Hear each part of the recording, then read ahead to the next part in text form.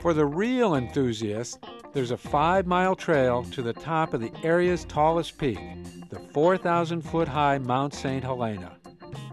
We're told the views are spectacular. But if that seems like too daunting a task, there's another way to secure commanding views. A balloon ride in nearby Calistoga.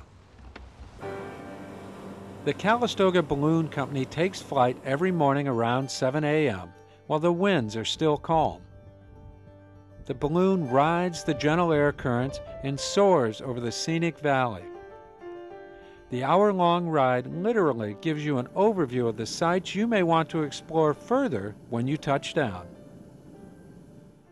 The journey concentrates on the twisty and rural, quiet northern part of the Napa Valley.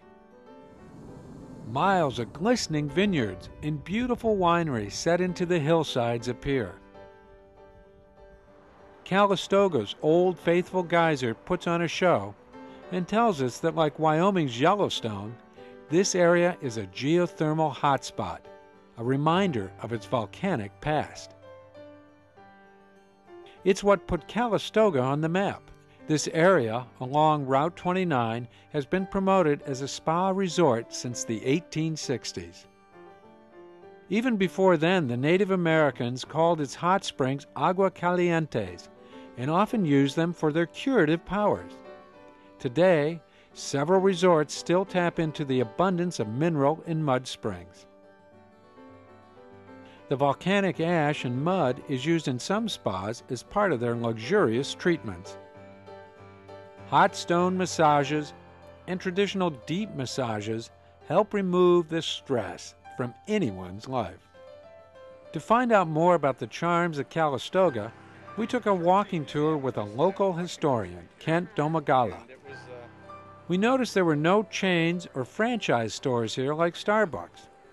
A conscious decision on the part of the people of Calistoga, according to Kent.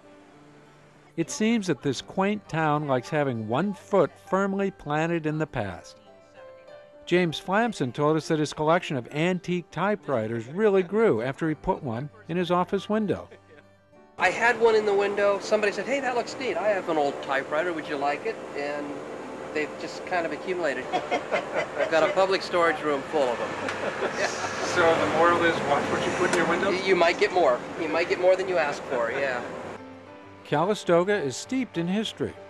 Its main shopping district, along Lincoln Avenue, makes use of the refurbished Pacific Railroad Depot. Shops and restaurants now occupy the once busy train station and former rail cars. To learn more about the history of the area, we visited the Sharpstein Museum.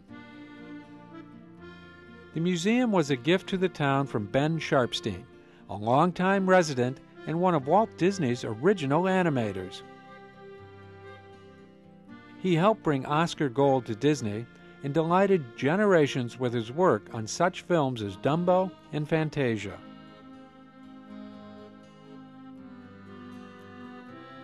He loved the Sonoma area, and it became the subject of a number of paintings he created that humorously depicted life in Calistoga.